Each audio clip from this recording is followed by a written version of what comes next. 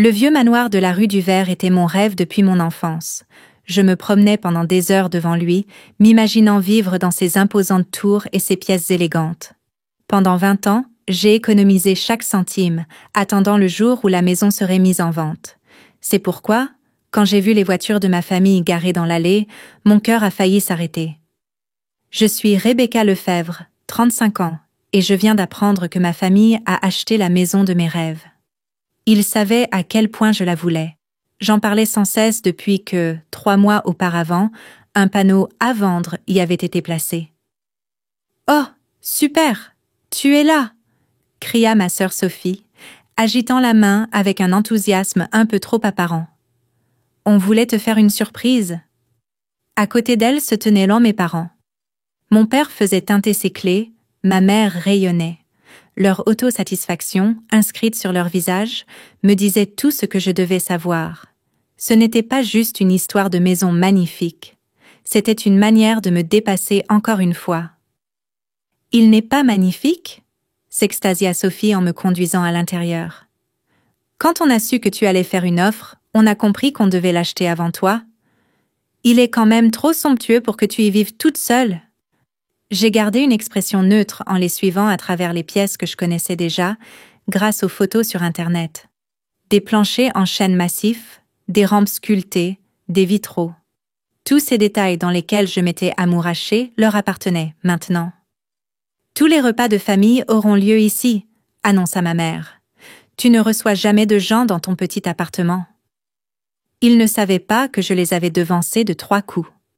À peine avais-je vu Sophie visiter la maison le mois dernier que j'avais compris ce qu'ils tramaient. C'était tellement leur style.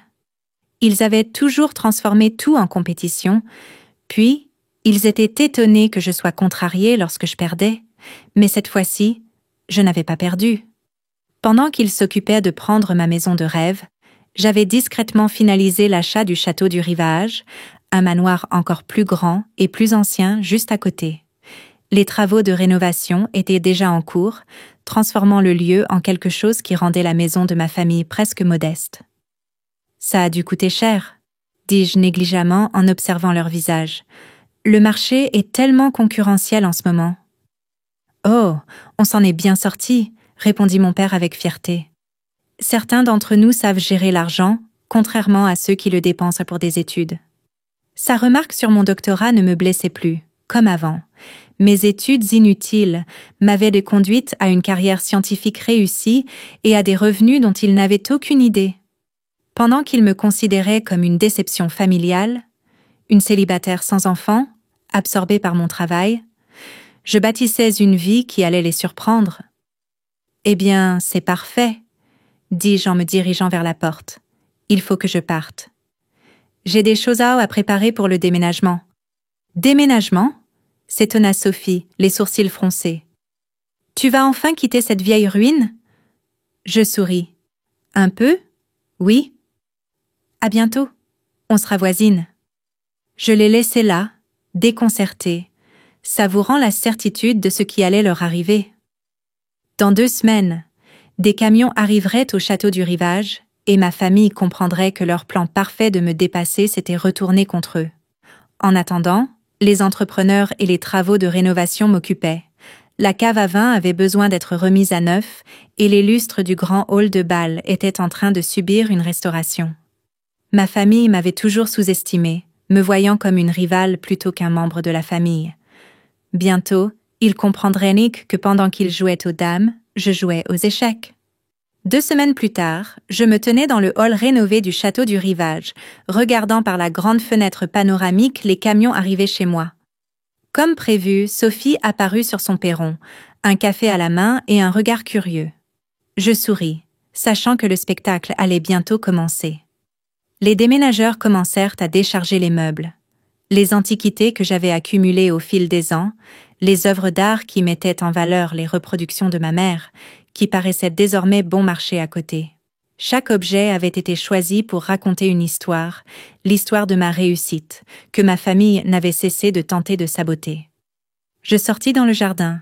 « Mademoiselle Lefebvre », dit un des déménageurs avec une tablette, « où voulez-vous qu'on mette le piano ? Dans la salle de musique ou dans le grand hall de bal ? Je remarquai que la tasse de Sophie s'était arrêtée à mi-chemin de sa bouche. « Dans la salle de musique » répondis-je. « Les lustres du hall de bal sont encore en restauration. » La maison de ma famille avait de nombreuses qualités, mais elle ne possédait pas de hall de bal. 1 heure plus tard, la voiture de mes parents fit une pause brutale devant leur maison. Visiblement, Sophie avait déjà appelé. Je continuais à diriger les déménageurs, feignant de ne pas remarquer comment ils se tenaient sur leur perron, observant l'arrivée de mes biens précieux dans le château du rivage. « Rebecca !» s'écria la voix de ma mère à travers la pelouse. « Que se passe-t-il » Je me retournai, feignant la surprise. « Oh, bonjour. Je déménage simplement dans ma nouvelle maison. Vous voulez une visite ?» Ils me suivirent, et à mesure que nous montions l'escalier principal, en observant les moulures d'origine et les plafonds peints à la main, leurs visages pâlissaient de plus en plus. Chaque pièce était plus grande et plus riche que dans leur manoir. « Mais comment ?» souffla Sophie. « Tu ne pouvais pas te permettre ça. » « En fait, si, » répondis-je calmement.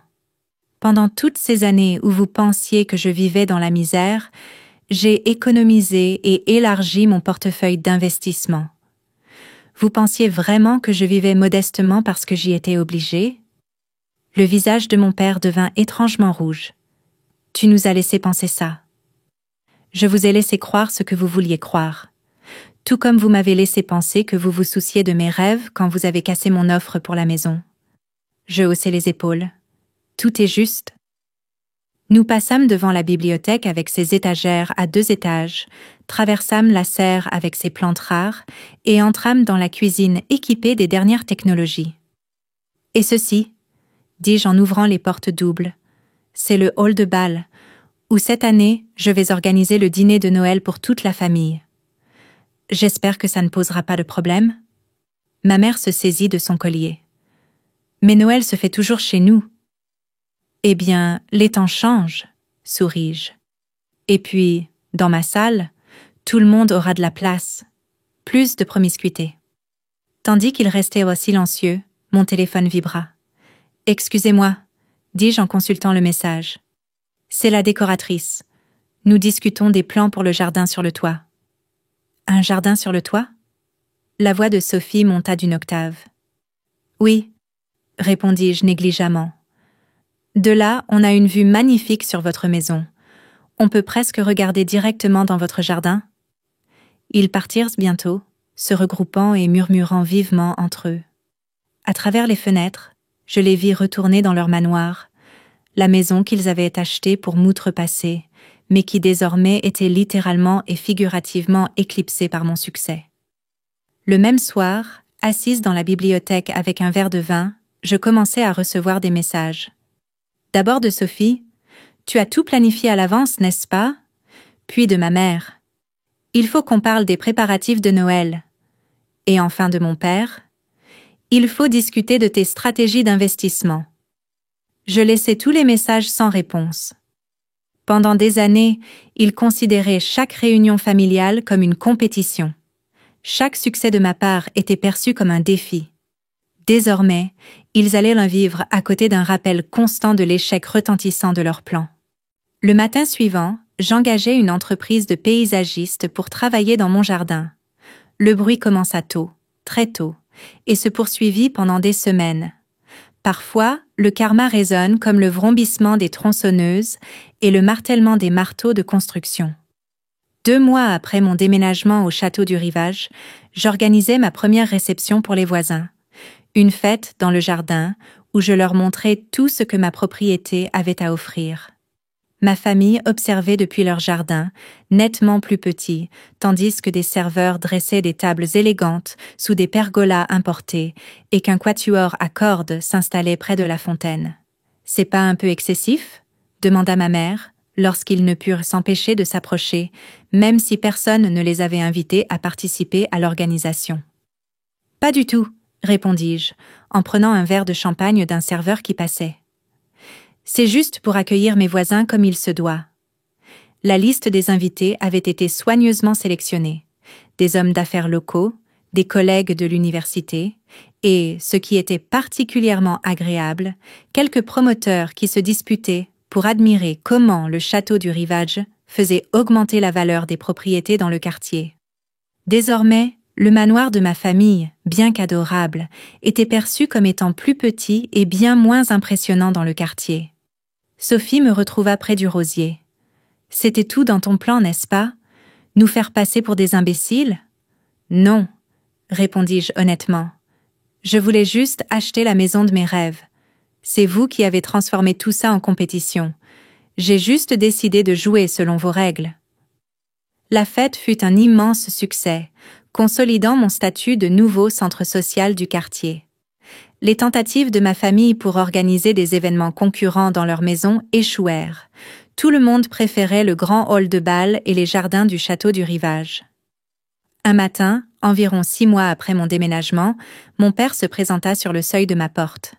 « On pense à vendre », avoua-t-il à contre-cœur. « Les coûts d'entretien sont plus élevés que prévu. » Je hochai la tête avec compréhension.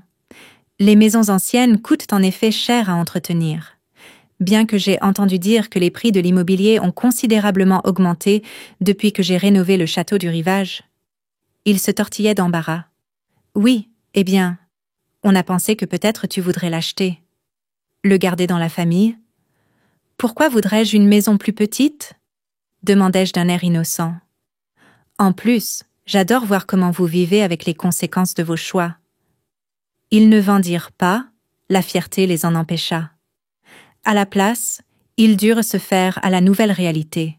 Chaque fête familiale chez moi leur rappelait comment leur tentative de me surpasser avait échoué. Chaque amélioration du château du Rivage rendait leur manoir un peu plus usé à côté. Le dernier Noël fut particulièrement agréable. Le hall de bal, décoré par des professionnels, accueillit aisément toute notre grande famille. Les cousins et cousines qui auparavant soutenaient de mes parents dans la critique de mes choix de vie s'intéressaient maintenant à mes investissements et à mes conseils de carrière. En les observant se déplacer maladroitement dans le hall, un endroit où ils ne m'avaient jamais vue en maîtresse des lieux, je ne ressentis pas de triomphe, juste une satisfaction tranquille. Pendant des années, ils avaient essayé de prouver leur supériorité et au final, ils s'étaient seulement mesurés à eux-mêmes. « Ta maison est incroyable, » dit tante Julie en me trouvant près du sapin. « Mais, je dois avouer, je pense que tu dois te sentir seule dans un si grand espace. » Je souris, pensant au centre scientifique que je comptais ouvrir dans l'aile Est. Pas du tout. Je l'ai rempli exactement de ce que je veux. Comme ma vie, je la remplis de ce dont j'ai besoin et non de ce que les autres attendent de moi. Ma famille vit toujours à côté. Un rappel quotidien que la meilleure revanche n'est pas de rendre l'appareil, mais de s'élever encore plus haut. Ils voulèrent me donner une leçon, me dire « connais ta place ». Au lieu de cela, ils ont appris eux-mêmes la leçon. Il ne faut jamais me sous-estimer. Et moi, je passe des soirées de charité dans le grand hall de bal, écris des articles scientifiques dans la bibliothèque et profite du jardin sur le toit avec une vue parfaite sur leur maison plus modeste. Parfois, je capte leur regard depuis les fenêtres, lorsque je reçois des invités ou lance de nouvelles améliorations. Qu'ils regardent. Ils m'ont vue pendant des années comme une rivale et non comme un membre de la famille. Maintenant, ils devront vivre à côté d'un rappel constant de leur défaite dans un jeu qu'ils n'auraient jamais dû commencer.